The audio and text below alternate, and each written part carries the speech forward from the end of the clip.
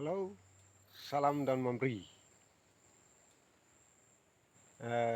Di video kali ini saya mau berbagi lagi kepada teman-teman sekalian terkait dengan beberapa pertanyaan perbedaan antara daun memberi dan daun tiga jari. Kalau daun tiga jari jenisnya seperti begini. Ini ya. Ini jenis daun tiga jarinya.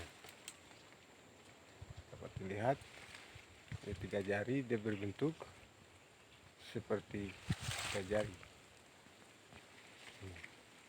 Ini yang jenis tiga jari. Kalau di sini banyak sekali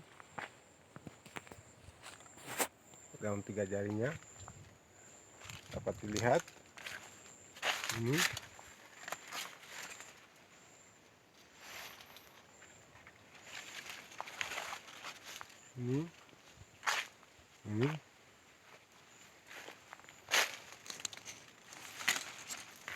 banyak tumbuh di sekitar ini.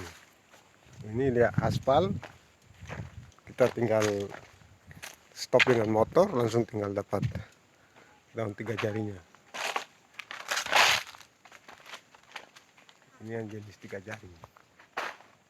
Oke.